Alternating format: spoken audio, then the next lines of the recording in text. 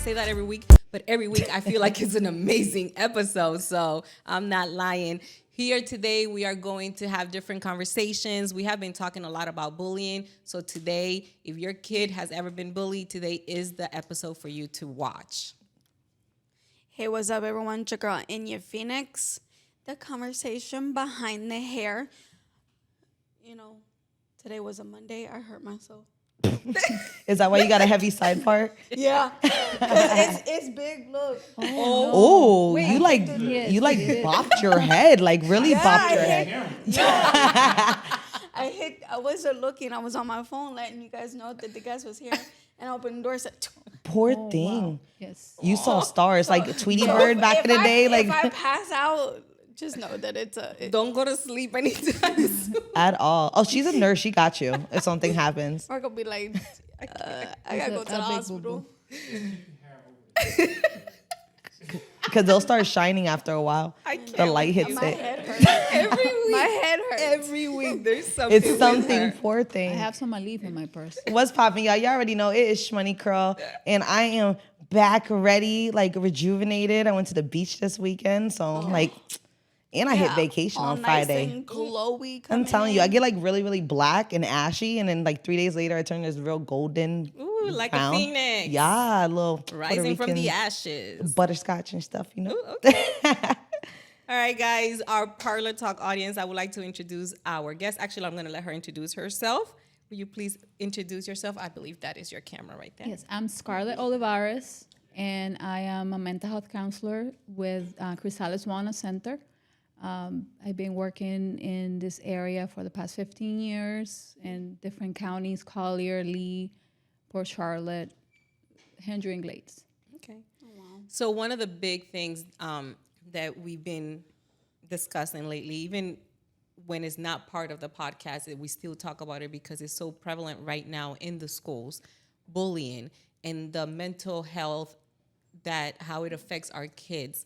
A lot of the moms don't really know how to deal with it. You know, when I was growing up, there was bullying, but like my mom always said, sticks and stones may hurt your bones, but words would never hurt you. So it would be like, oh, don't listen to them, or you don't hit nobody unless they hit you first. So that's how we dealt with bullying. But or words hurt. yeah, Or you just don't come home crying, because if not, I'm gonna make you cry even more. and if you get beat up, I'm gonna hit you on top even of it. harder. So and I think bullying has always existed. It's just that now is social media bullying a lot.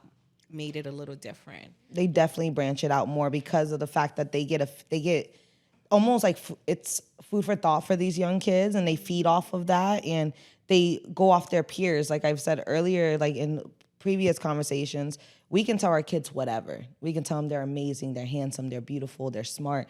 They don't care what parents say, and I don't think back in the day we cared what parents said. We worry about what peers say. Even though you can be a leader, you still want people to like you.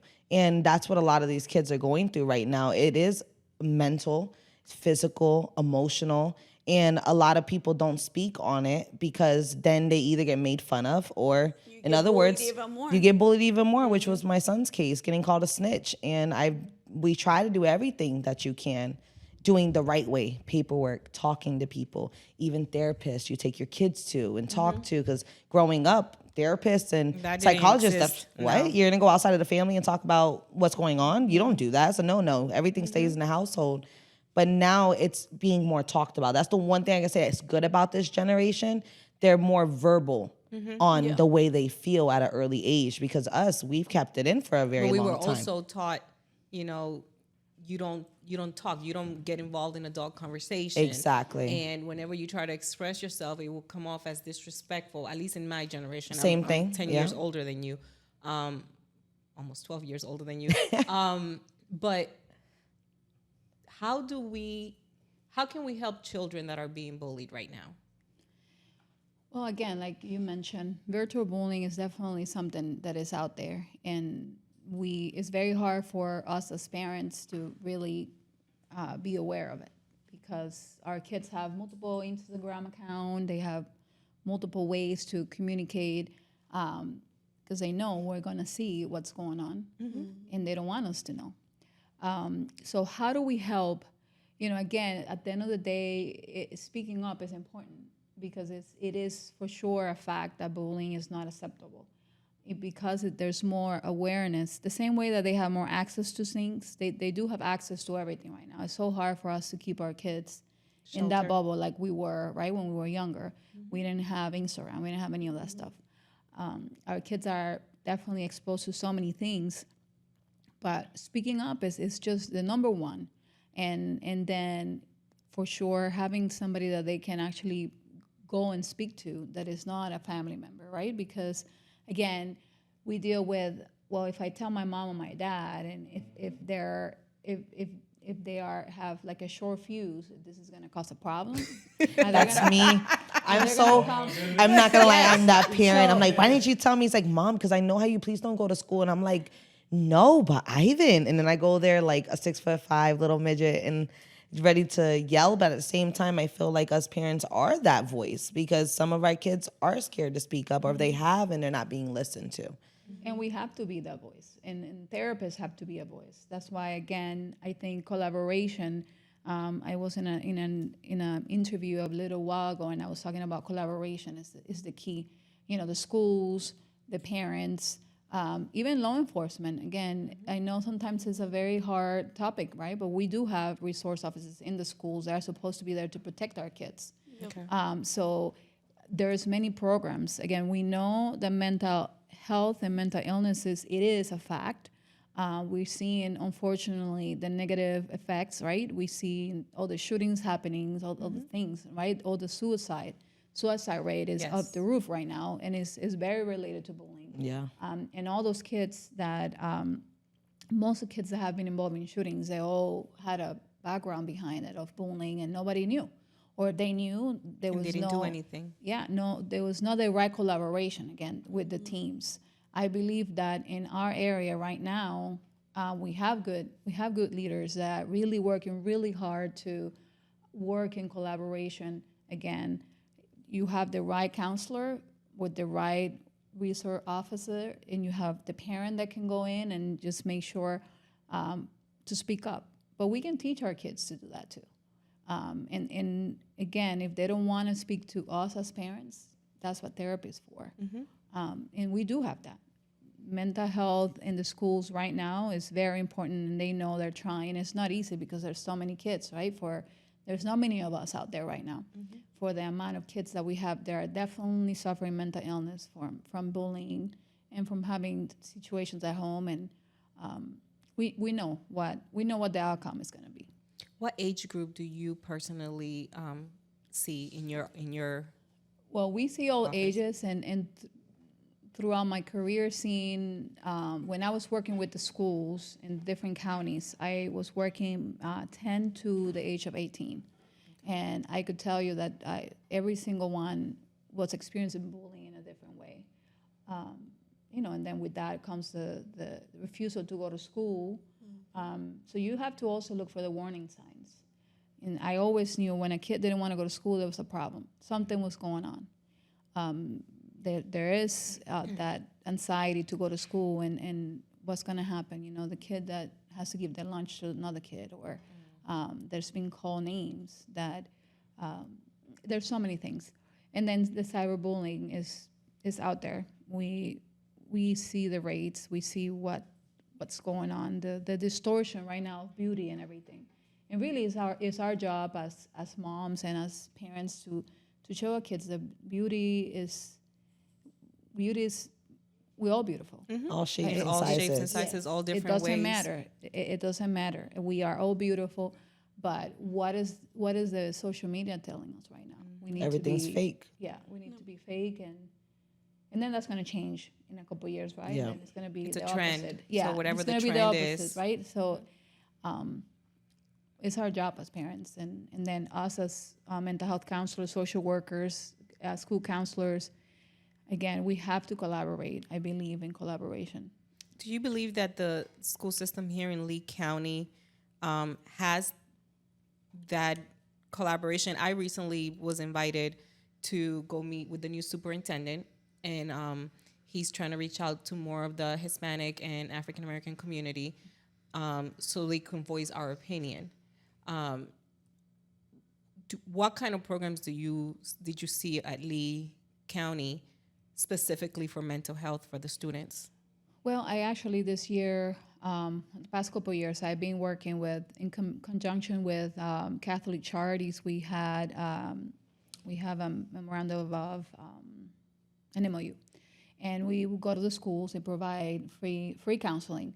So mental health counseling, not just a school counselor, because again, sometimes the kids don't want to go to the school counselor either. So we were an outside agency that was coming in and providing free counseling for anybody that needed to receive mental health. And for us, the tier was like, again, they're past, the school counselor, they're past their social workers, they're like the highest tier, with the ones that needed to have a therapist. Okay. So the Lee County schools, since I've been here in Southwest Florida, I moved in 2007, I can tell you that the mental health component to the school this past couple of years have grown, I would say 100%. Wow.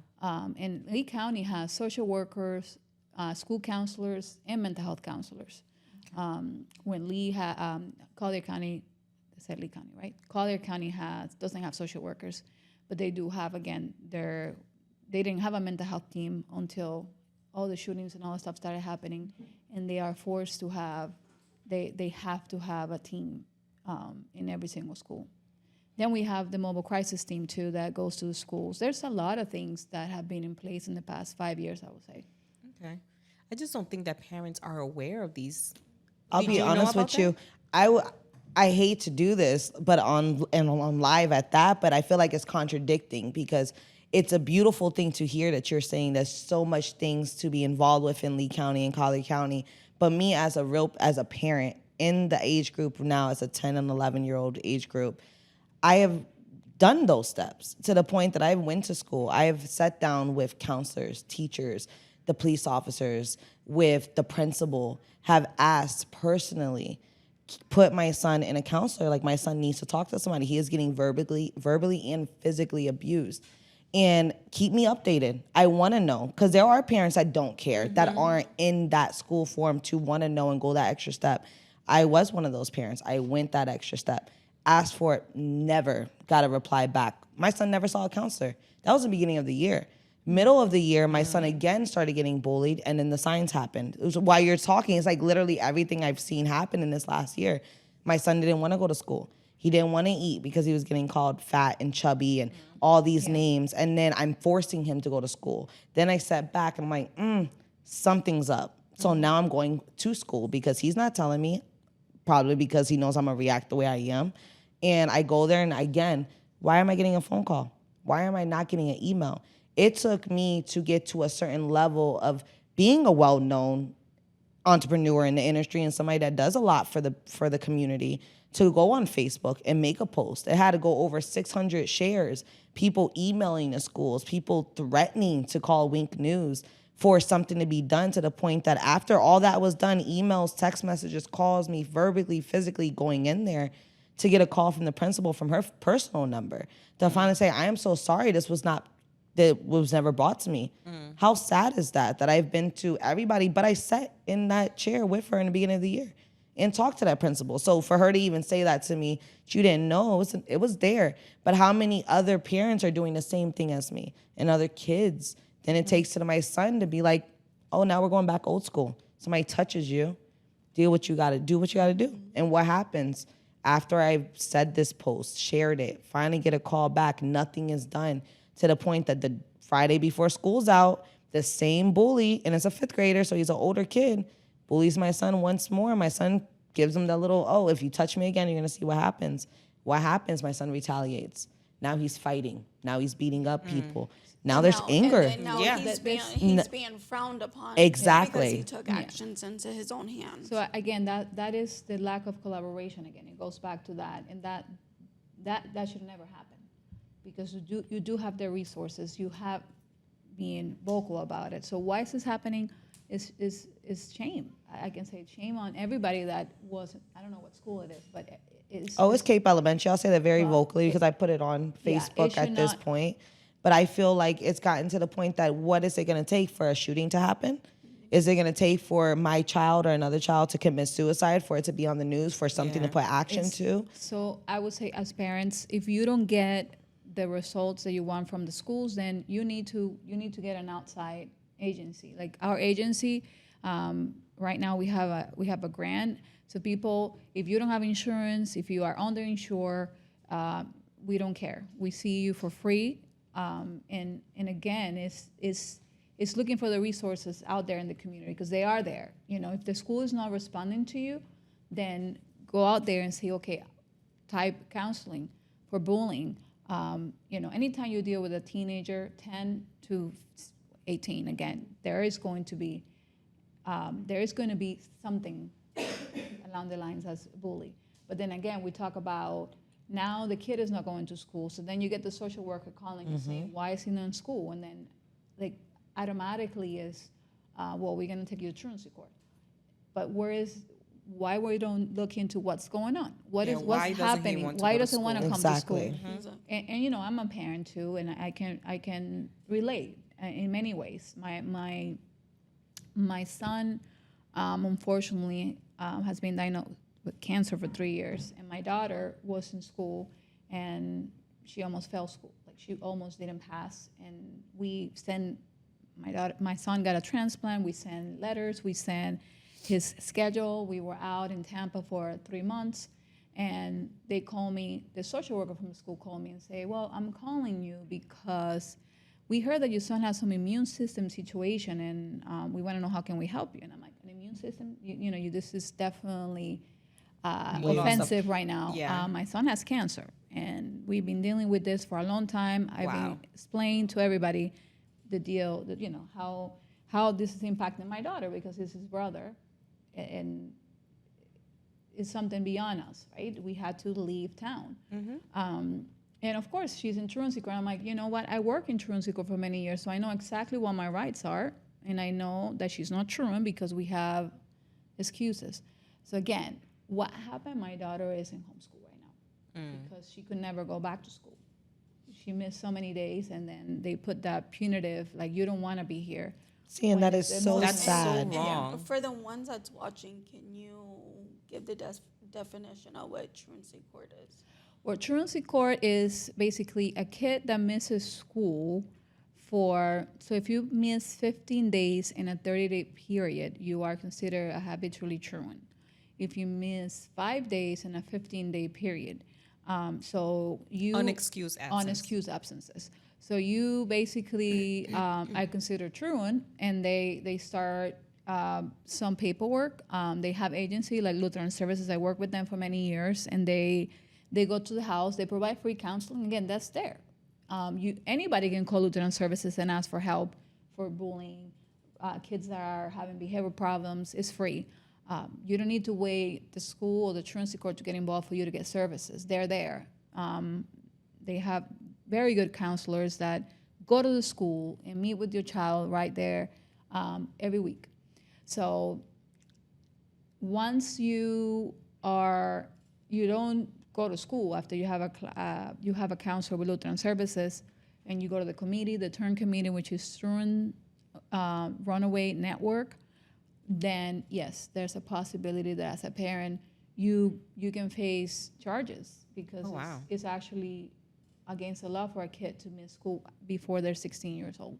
Wow. I didn't even know that. Yeah, it's against the law. And I've heard that because my mom's a supervisor for juvenile probation, and she's been in the industry for 17 years. But at the same time, just like a parent can get charged, I think these schools should be held accountable for what they're doing and what they're not doing, because they're quick to come after. Look at your story after you already have went into detail, allowed people to know, and now your daughter has been taken away from that experience. And I think it's very important for children to be around other individuals and learn how. And I have a lot of, being a hairstylist, I deal with a lot of kids from all different ages. They have groups here in Southwest Florida that if you do, what's it called? Virtual schooling, you can meet up and still have that one-on-one time or that group setting with other people. But it's still very important to have that homecoming, prom, social skills in general. And something needs to give. And then I said that on my post, and there was over 100 comments of other moms of all different ages, fathers, single fathers, saying they've took steps, they've done this is just reoccurring. And for that to be such a big crowd of people just in a small town, there's an issue. There's something going wrong in our system that needs to be dealt with. And unless, I always believe it's power in numbers. The more we come together, it's going to make a change. Yes. Have you thought about writing to the superintendent? I have. Okay. I have Did you get a wrote to reply? them. No.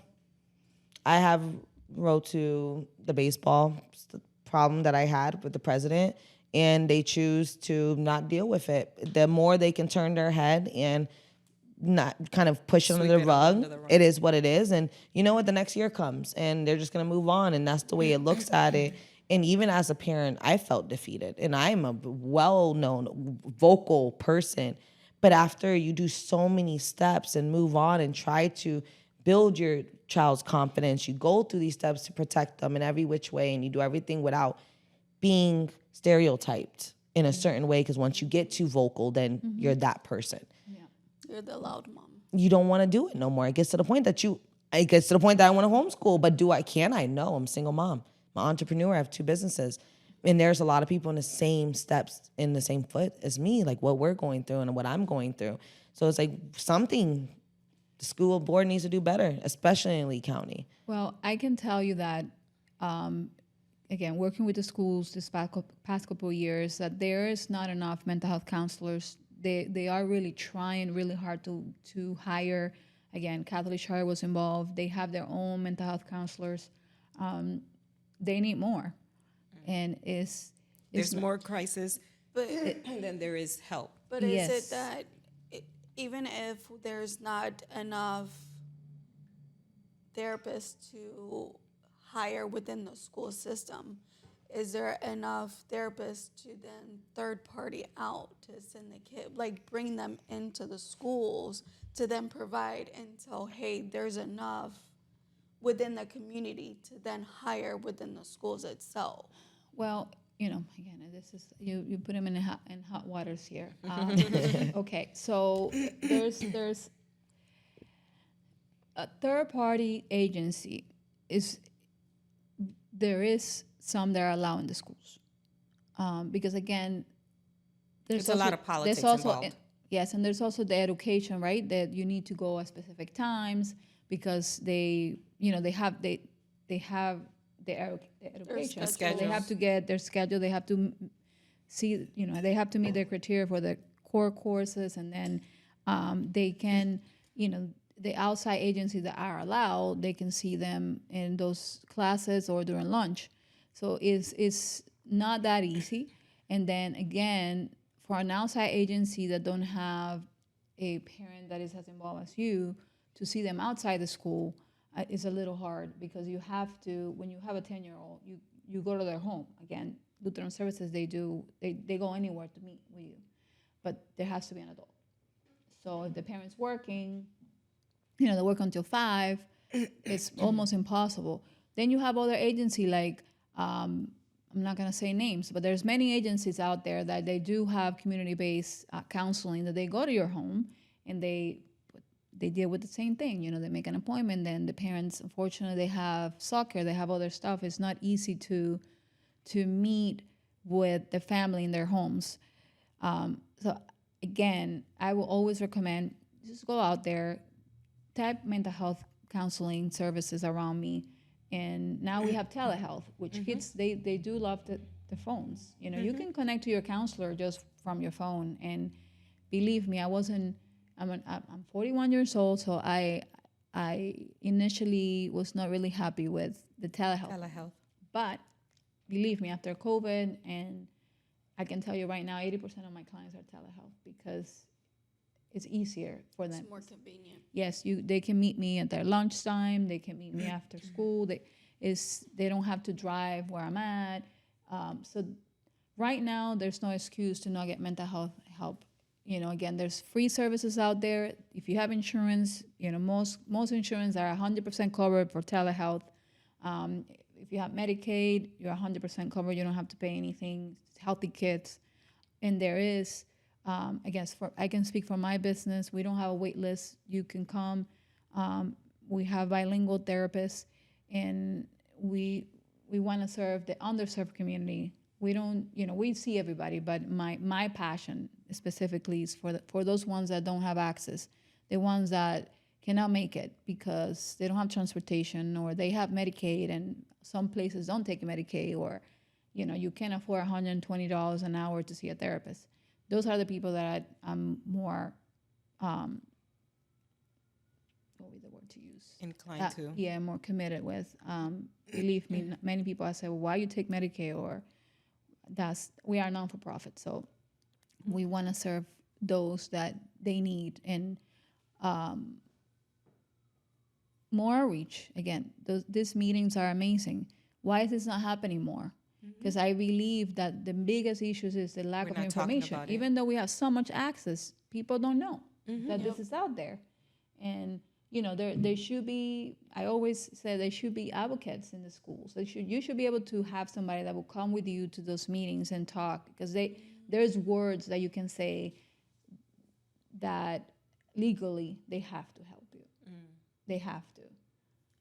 And the officers, again, right now after these shootings, they have protocols that they have to follow, because they do have to write incident reports. And if something happened to your son and there's been an incident report written, they're going to get consequences. Why was this not discussed with our meetings? Because they do have mental health meetings every week. So all this stuff is there.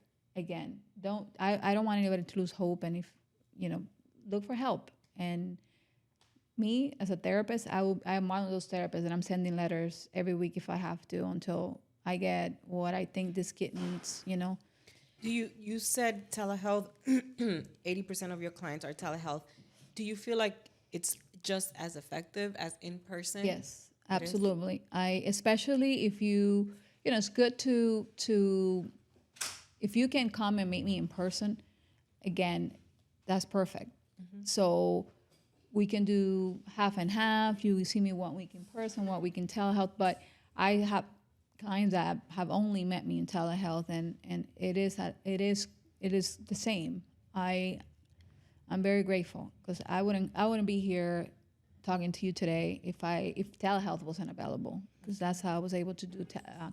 I think it would be really nice if by any of our viewers that are teachers or educators, Yes. maybe even on the opening houses, have people like you guys there, because they have little booths that you can talk to where you go and sign up for school lunches or buy your T-shirts.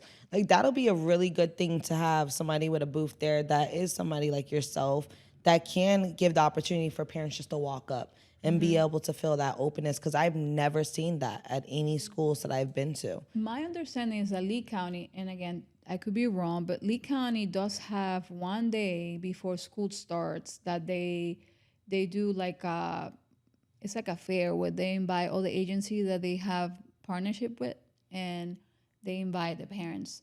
I don't know if this is in one location, if it's in the school board. Yeah, because I've never heard of that. But and again, they also have meetings outside,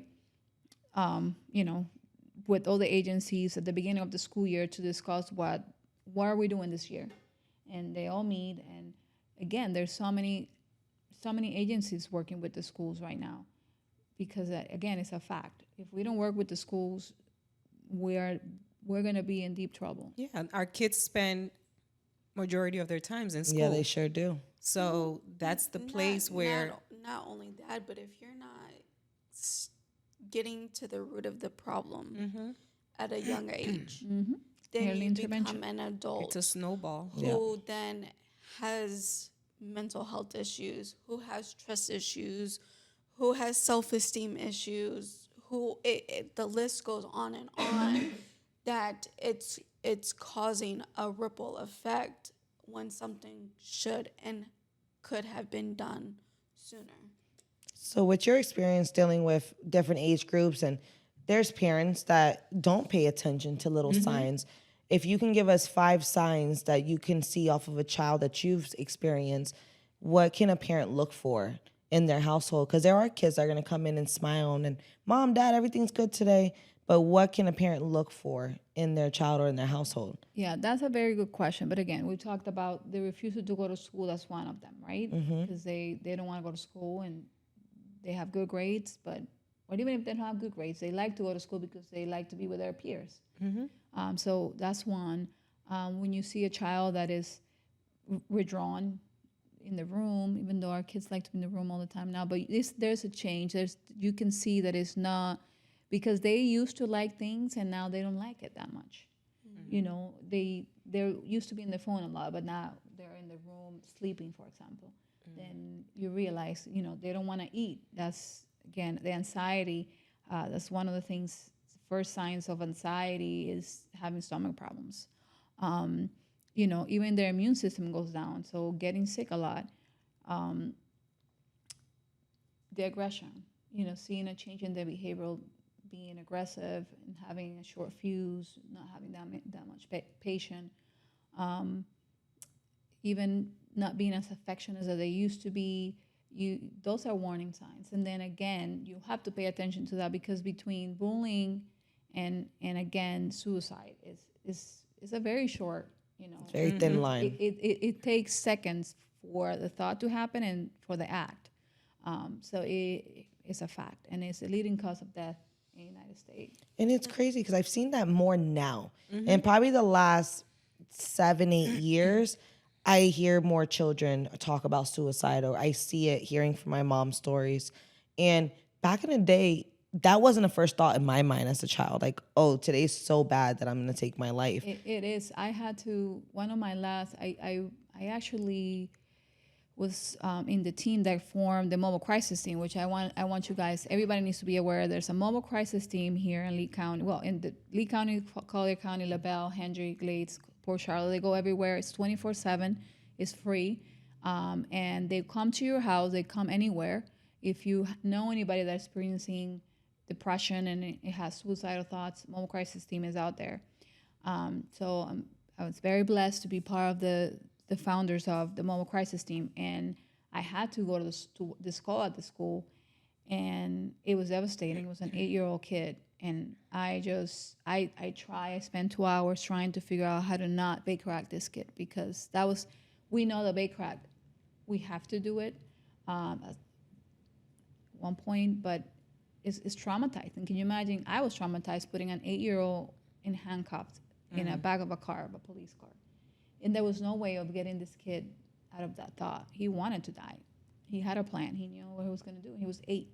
That's so sad. That is so sad. So, for those who don't know what Baker Act is, can you explain? Baker Act is basically when a person is committed to a crisis hospital involuntary. So they are actually taken by the police. So anytime you hear Baker Act, you have to go in a police car, which I think is so traumatizing.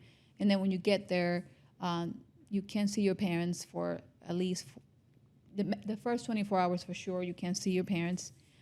So it's very sad. It is even It's isolating. as a therapist, I can Even as an adult, that would be traumatizing. Oh, I yes, can imagine. yes. Is there a facility for minors? Yes, South Scare has one. There's one in Port Charlotte and David Lawrence Center. Those are the 3 closest one.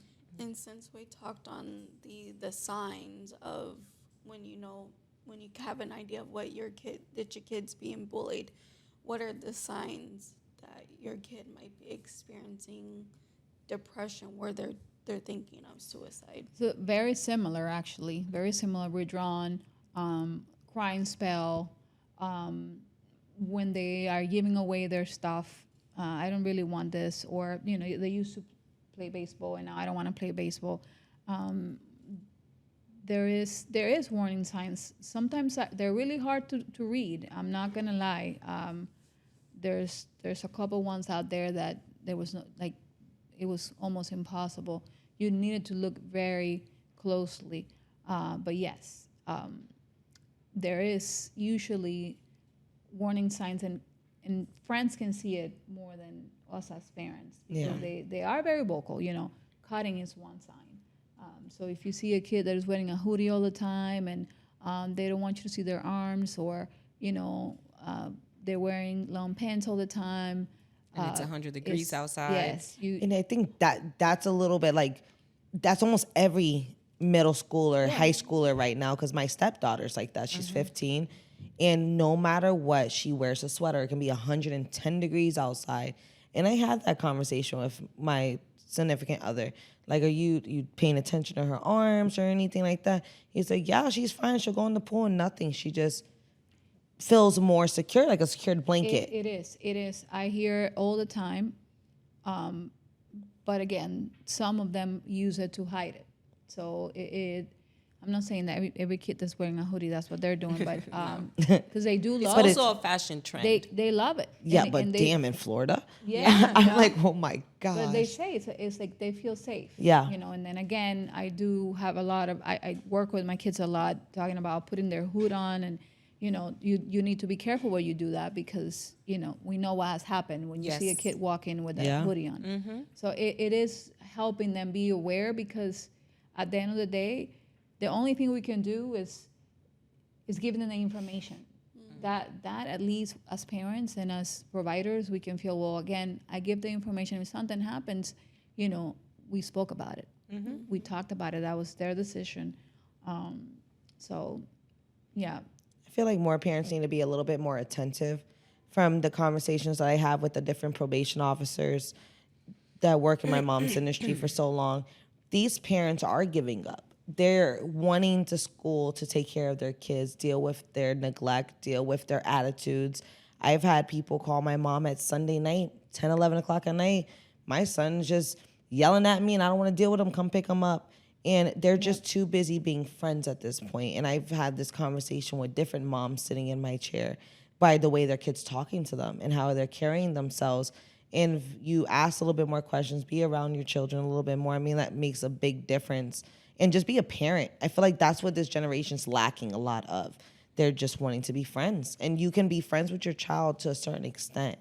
You have to be a parent. You know, there is friends, you know, being a parent that is involved and being a parent that have an open communication doesn't mean that we're friends. Exactly. Boundaries. Yes. Because there still has to be that line where I'm the mother, because I'm going to have to tell you, you know, you need to go brush your teeth right now. So if we are friends and there's no boundary and you can speak to me the same way that you speak to your friends, then again, where is the line where you say, well, that's disrespectful if you have allowed that? And again, we're working a lot. That's another thing. We work so much. You know, we all know how hard has been in the past couple of years here in Southwest Florida with everything going up and how expensive everything is. So a lot of parents have to go out there and find a second job. And parents having 3 jobs and single moms having 3 jobs. Yeah. And coming home super late, leaving at 6 in the morning. And then what happens? You know, that's when you see, you know, again, first age that kid tries weed is 8 years old. Wow. And is out there. You know, the schools, you can't prevent this. They're Isn't gonna 8 see it. years old elementary school still? Yeah. Yeah, but Yeah, because my No. son's 10 and he's going into 5th. Wow. So that's like 3rd grade. 8 So years old. I they- treated 8-year-olds that were smoking weed already in the marketplace. And now where, it's where are big. they getting the Home, marijuana? friends. In school. There's vape pens. My stepdaughter's been caught with more than one, and she's buying them from people in school. And they're getting it from their parents, or some parents are those cool parents, want to be those cool parents. And they're just, oh, if they're going to do it, let me buy it for them, which they're not understanding the ripple effect that they're bringing. Oh, for sure. There's so many. You know, we have a doctor that prescribes. He's licensed to do the medical card, but there's a lot of studies out there that there's course. changes in the brain for a kid using Yes. weed, especially 8 years old. Like that's just not. Yeah, like I don't understand why an 8-year-old would They're need still going through miracle development. marijuana. And then they're lacing it with all this other stuff, and Yes. that's the biggest problem now because again, the opioid addiction in this country is like out of control, and it's because again, they are lacing it, and they're not buying the vape. Yeah. No. The True dispensary, Leaves and no. stuff like that. They're They getting just it from the give street. me Getting it whatever. from the streets. Yeah, And amphetamine is so big right now. yeah. And it's scary how many people are dropping left and right. There was a kid here in Cape that took a pill for a headache. It's Had an extremely cheap. overdose. It's very cheap. Yeah. It's very cheap. I was at a restaurant having a brunch, and there was 4 young kids. They looked like between 19 and 23, and all of a sudden, my friend goes, "Dee, look!" And the guy was like, he almost passed out. So I stood behind him and I caught him. His eyes rolled to the back. I So could tell sad. he was ODing. Yeah, And the first thing I 2 of the friends bolted. that's crazy. And I looked at the one that was still sitting there and I said, "What did he take?" I said, "Listen to me." Well, after told somebody to call 911, I said, "You need to tell us what he took. It's very important to find out." So we can help them. "Oh, we just smoked weed." Yeah, probably laced with something. Yeah. Probably laced with something. And then he came to, but paramedics had to come. And it's sad to see that, and those were his friends, and they just left. And what kids don't realize is that that's what usually It will happens. happen. Yeah. Your so-called friends will not be there for you when shit hits the fan. Yeah. Unfortunately, I lost a friend like that in my 10th grade year, and I will never forget. His name was Keith, and we grew up since elementary school together. And he was a year older than us, and he was a cheerleader. He was a football player. He became a cheerleader after being a football player. He had scholarships because he wanted to be around the ladies. So he was that well known, but he went to a party in downtown Fort Myers at the beach. He took some ecstasy pills because back in our day, ecstasy was really big, and weed and drinking, Four Locos. And he took too many ecstasy pills and ended up hitting a seizure. And they threw him in the back of the car and went back to Lonnie and Kai and partied. And they let him overdose. And he choked to death because of the Choking foaming. his own vomit. And right before graduation, everything, his mom had to bury Keith, and we still celebrate him every year. But those are just showing you, like, you think you have friends, you don't. And they will throw you under the bus, literally, to save their own ass. And those are things that parents need to talk about with kids, because they allow them to confide in their friends. They're like, oh, but they need that. They need it. But you have to be raw with them.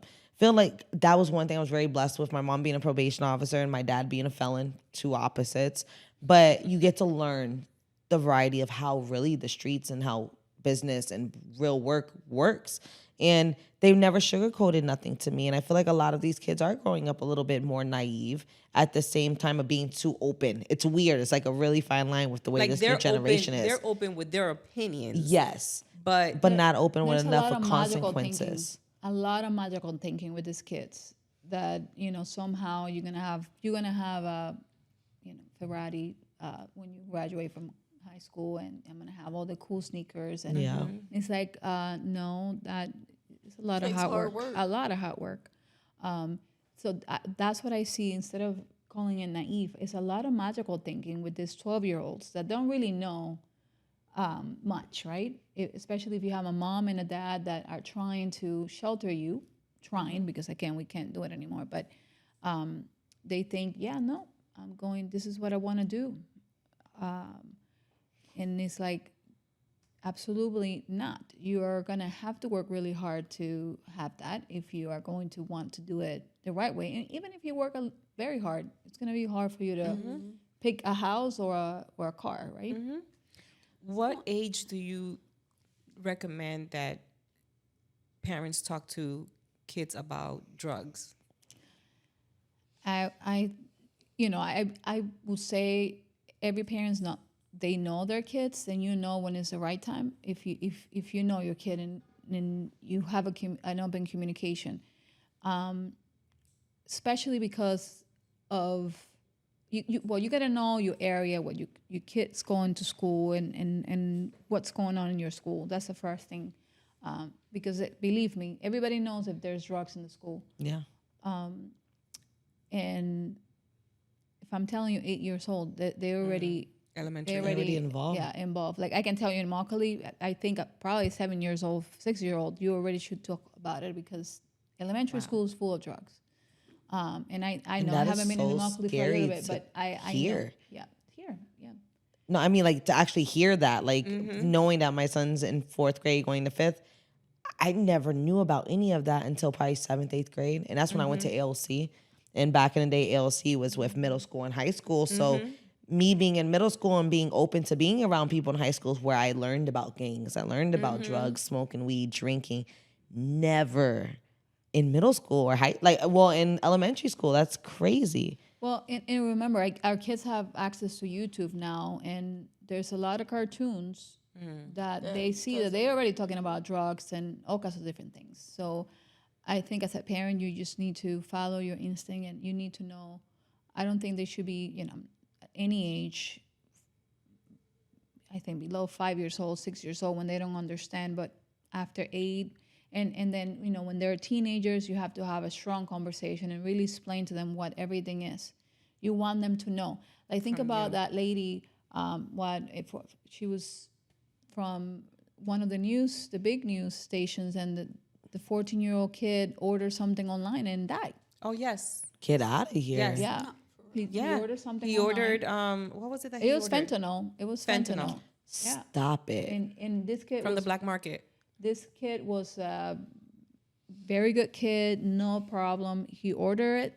They delivered it to his house, like UPS. And mom found him dead. That was maybe That is a year ago? A year ago. I don't watch the news enough Yeah. at all. I don't even know how to get into the black market. And damn it, I know I in my 9th grade year in North, I'm not gonna lie, I signed up for computer class to learn how to hack people's stuff. Like, I was just something I was really thought you were involved gonna with. be a hacker? Oh yeah, I thought I was gonna be a whole hacker, going to the black web and learn how to take down the government and all this stuff. I can't even She's a big conspiracy I am a junkie. conspiracy junkie to no I think end. it's very easy to find those things, actually. I think it's not that hard. I haven't tried it, but I haven't tried it either, so maybe that's why it's not one thing I look for. I don't think it's that hard because, again, a 15-year-old. I mean, my 4-year-old grandson knows how to use an iPhone better than Yeah. Oh I do. yeah, I was about to say, Yeah. and Snapchat's really big He's now. 4. Like, I just had to give him my password one time, and he memorized it. And he knows everybody's password, my password, my husband's. Any given time, you can see my 4-year-old on It's a any one of genius. our. You gotta on use those any of- numbers. Girl, You gotta that's- use I those numbers hope for so. good. That's my son. He knows the Wi-Fi passwords, like the numbers behind those And systems. that's a lot of And that's a numbers. lot of numbers. And See, he'll be like, that's capitalize determination. this That's and because this. you know he wanted to Exactly. get Wi-Fi. That's why there's no exactly reason why he can't remember a book. Exactly. They pick and choose at a certain age, man. That's crazy. That is so sad. Because no parent should be burying their kids. And lately, that's all I see. Yes. And I'm seeing in all different age groups, I'm losing clients left and right because of the same thing. I buried 4 or 5 of my friends in the last 3 years that I've done hair and makeup for at funerals. And those are memories that I won't ever leave. That's the last thing I remember. I'm haunted by certain things. It's just, oh my God, talk to your kids and to again, yourself. Remember that it's out there. It's every day. You just need to type it. The opioid epidemic in the United States is real. Like, we don't have to wait until a celebrity dies. It's something that is out there and is accessible. And we have little kids. Like, I currently have a 15-year-old kid that was already been, he's 18 now, but when I met him, he was 15. He's already been in 3 different rehab places, and it's all opioids. He smokes weed too, but the biggest issue is Xanax, and he mixes it up, and he has OD multiple times. So just get informed. I think also- you need to get information. Besides that, that's a very good point. But I also think personally, from me, like, my upbringing was not the best environment to parent anybody. And then I became a parent at 15. So that's like a double whammy, right? So I think as parents now, we need to really look at ourselves and say, am I doing the best that I can? And deal with our own mental health, especially Hispanic community. We don't really talk about mental health because you're either loca, and loca has a negative connotation attached to it. Or you're weak. Or you're weak. Yeah. You know, one of the things that my mom, if I was to tell my mom that I was depressed, she's like, depressed? What you got to be depressed about? They correlate depression with being bored. Yeah. Coge una escoba, ponte a barrer. You know what I'm saying? Like, so myself, I know I've been to therapy many, many different times in many different stages of my life. I think I was 21 the very first time that I went and I saw a therapist. And by that time, I had 2 children already and a whole husband, and I was a wife. But I knew that something was not right because my mother was not a very loving mother, like kissy, huggy, like she was never like that. But I was like that with my kids, but I was not like that with nobody else. Like, I'm not an affectionate person. I'm not one to be like, or my husband brought it to my attention that I was not as affectionate, that I will hug and kiss my kids, but not like his mother did with him. He's like, my mom used to like let me sleep in the bed with her and we used to cuddle.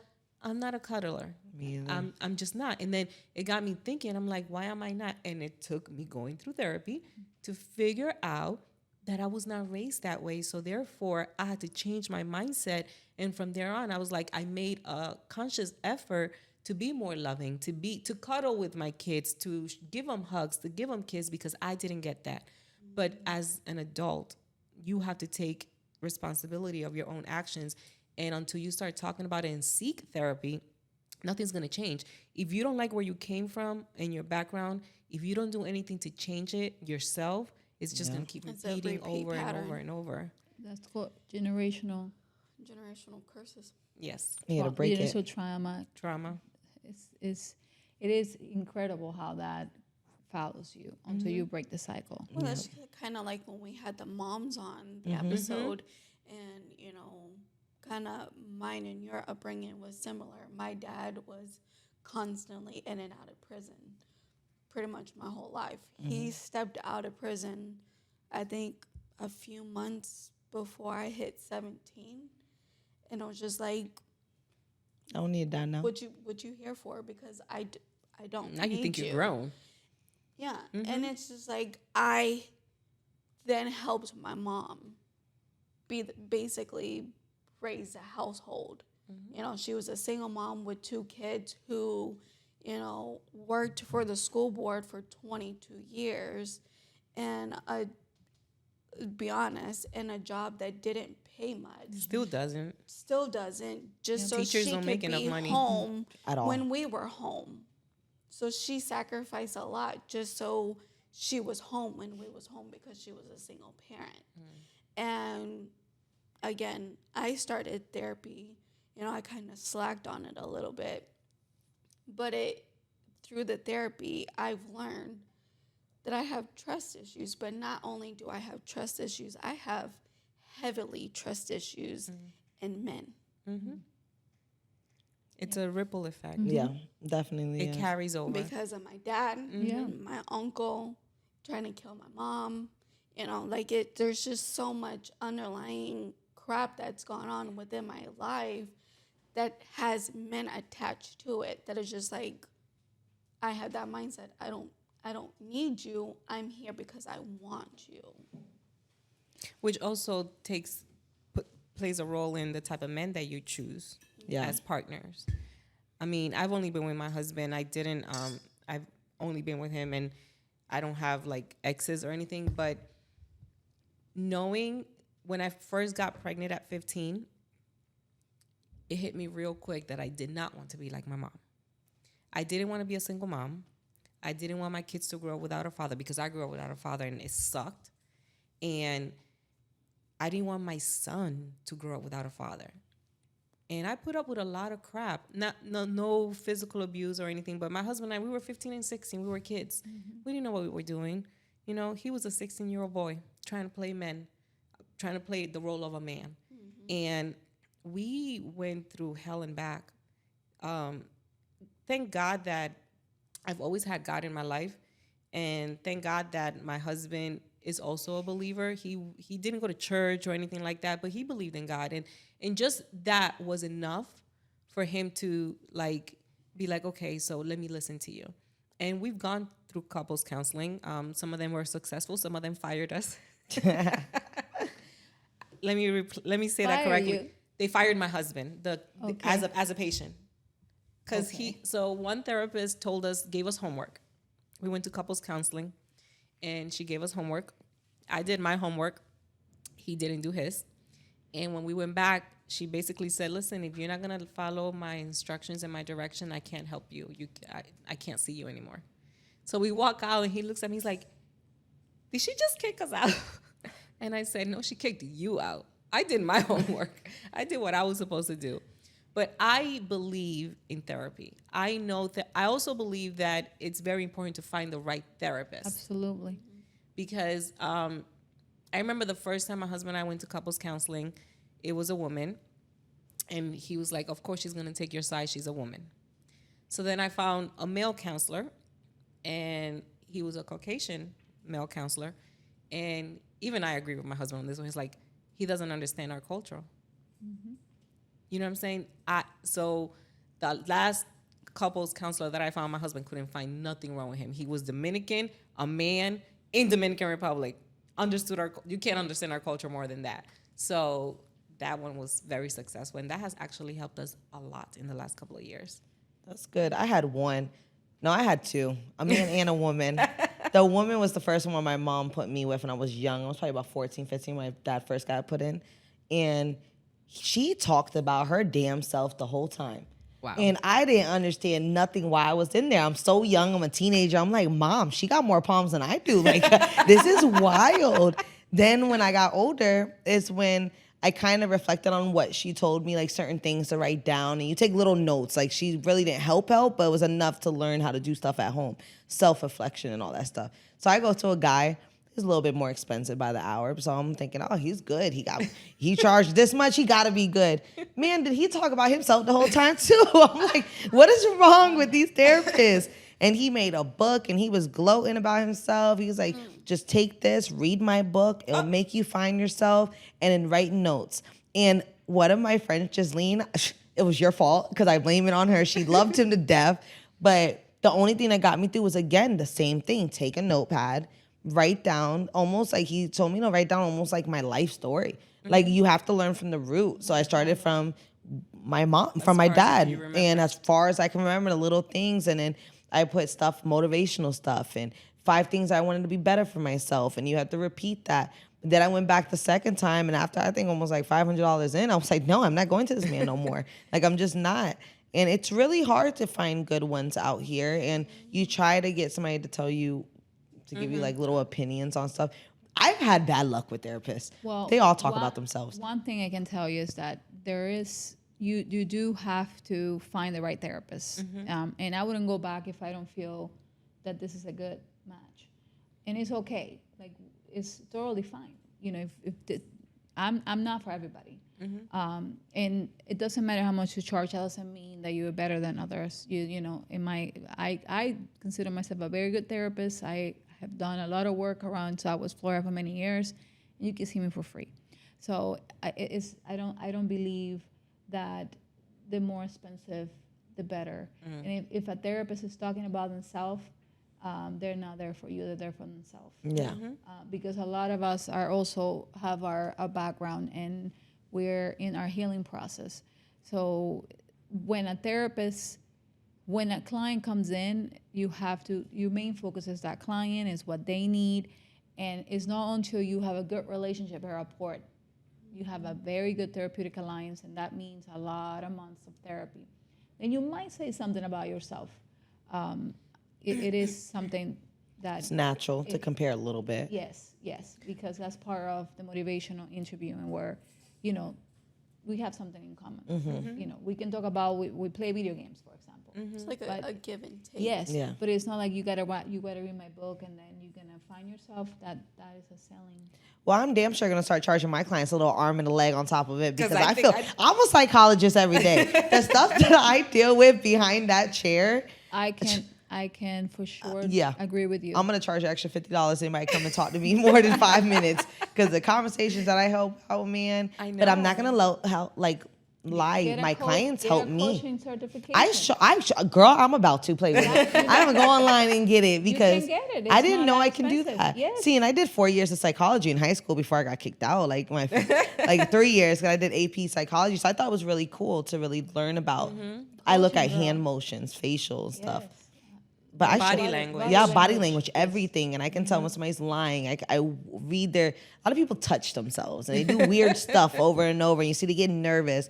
But I think it's therapeutic for myself too when clients come in and they don't even realize how much they help. Even friends, having the right circle around you, because they'll come in and they'll blab everything they were going through, and I'm sitting here like, well, damn, I thought my day was bad. Well, I'm not really doing that bad. Then you reflect to be positive. Appreciate the things that you are going through, because somebody is going through it worse. And So yeah, Was the come to the, Shhmoney. the- Give you a little discount on your the therapy. time true saying you never know what somebody else is going through. Yeah. Yeah. That's why you got to be That's why you have to very be loving kind. and kind. Be kind. Give people grace. Yes. The other day, somebody cut me off, and the first 2 words out of my mouth were curse words. That's just like, that's the Latina in me. I'm sorry. But then after I was like, you know what, God, I hope that please cover that person, and I hope that person gets to their destination safe, because I don't know what that person. Maybe they were in a rush to go pick up their kid. Maybe they were in a rush to do something very important. It's never right to cut nobody off because you can cause an accident. However, you never know what the other person is going through.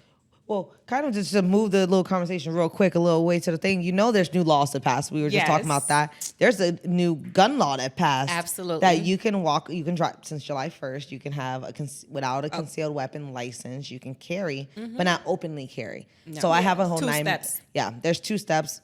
I take my 2 steps is taking up the thing and clicking the safety off that sucker because I got one in the head. But there was a lady in Cape Coral that had road rage, and she started shooting at people going over the bridge. Yes, she did. It already started. It already started. I knew it. I knew as soon as July 1st Well, no, came. this was before July 1st. This was not even a month ago. So I was very surprised that they still passed a law with people doing this stuff. But road rage made me think of it because this lady got cut off and she just started shooting out the window. And she was in her 20s, 30s. I was like, oh my God. And there's a lot of new laws that's passed with the immigrants. We'll talk about that next Well, good, because there's a whole bunch of them. Oh, you got. She had a list. I had a list. So if you haven't already, went to the new, to Florida State. But there's a thing There is for a it. website. There's a website for it. You can even go on Lee County Sheriff's now. Yes. For that. You could go to TikTok because everybody is covering it. And the impact in mental health is It's going serious. to be- It's serious because we have families getting, they're afraid to drive. They're afraid to have. It's just very sad. I have had multiple families, unfortunately, that left already. Oh yeah, mine So too. Clients very I've sad. lost. Very sad. So definitely. I had so I'm a registered nurse in the mom baby unit, and I get attached to some of my patients. So there was this twins that were born 2 years ago. They're 3 years ago. They're 3 years old now. I felt very connected with the parents, and they asked me for my number before they left the hospital, and I gave it to them. Plus, the gentleman owns a roofing company, and I have property, so we exchange information. Move forward. Now we're friends. We called them. They did one of our roofs, and I saw the twins, and we reconnected, and we've maintained contact. My roof needed repair, so my husband called him again. We had not seen him in over a year, since before the hurricane. And he flat out asked us if I did not know they were undocumented. He flat out asked us, my husband and I, that if him and his wife were deported, if we can take the children to them in Mexico. Oh my God. It's so sad. And he's like, I will add you to my bank account. I will give you a letter. I'm shaking now thinking about it because I was like, this is what we're living right now. Yeah. And this is a man that's been here working, has his own company. Probably haven't got arrested, nothing. Never. And there's a lot of families going through that, unfortunately. We're going through a really gray zone right now, all over, not even just the state of Florida. I feel like the whole United States, it's one thing after another. And definitely stay informed. Yes. I know we're cutting down in time right now, but definitely stay informed. Learn what everybody is going through, and don't cover your hand. It's a thing, don't cover the sky with your hand or whatever. Don't ever think it's not going to be you. Yep. And I feel like a lot of people think, forget that. They're like, oh, it ain't got nothing to do with me. It's not going to affect me. It's not going to affect me. I'll tell you one thing, that gun law is going to affect us all. Yeah. Especially with the rate of mental health. If a person that has mental health issues, unmedicated, not seeing a therapist, can have a gun without having gone through the process of getting a license, it's definitely going to affect us all. Yeah. Absolutely. Well, not only that, but the immigration is going to affect the economy. Absolutely. Oh, we're going to feel it. It's hurricane season, y'all. As much as y'all, some of them didn't win them here. Before we close out, I will hit that. So just the construction workers alone makes up 35% of immigrants.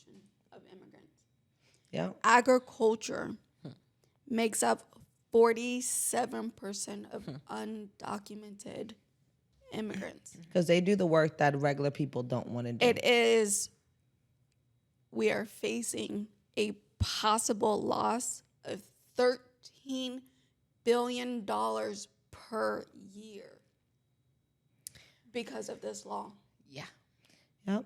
I really hope people start reading between the lines and start really realizing and appreciating the stuff that we did have back in the day, because just like there's farmers in Alva complaining right now, I lost half of my staff. I got 2 people there, and I'm trying to hire regular Americans that don't want to work for no less than $30 an hour. Don't complain when With your no orange experience. juice, with no experience. Don't complain when your orange juice is $15 a bottle. Exactly. Yep. And that's where we're at now. And So the hospitals are going to be also required to ask immigration status before seeing a patient. I think that's so disrespectful in every which I way. think that's inhumane.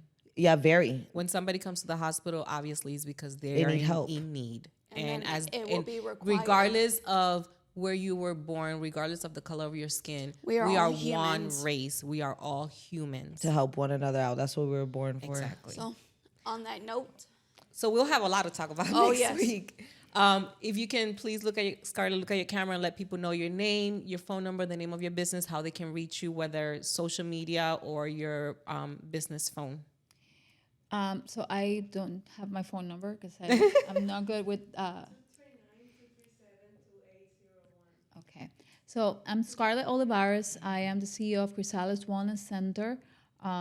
You can find us in the web and www.chrysaliswellnesscenter.org. We have an Instagram page. We have a Facebook page. We usually receive all kinds of messages through there. You can also email us as info@chrysaliswellnesscenter.org or .com.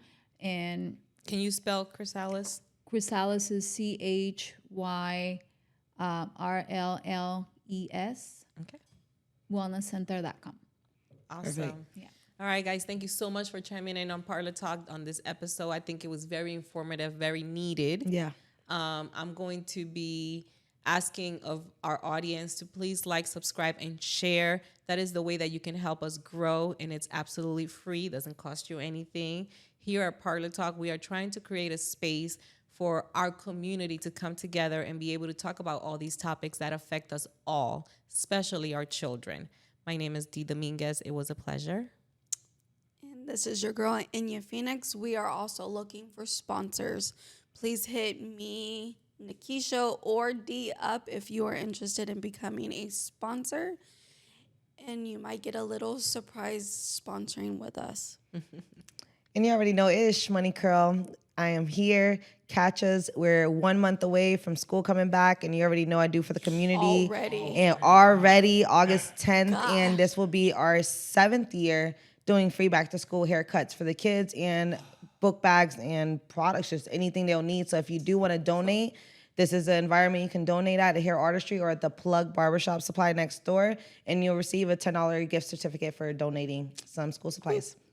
Yeah. Awesome. See you guys next week. Thank you. Y'all. It is so hot outside. Do y'all know it's like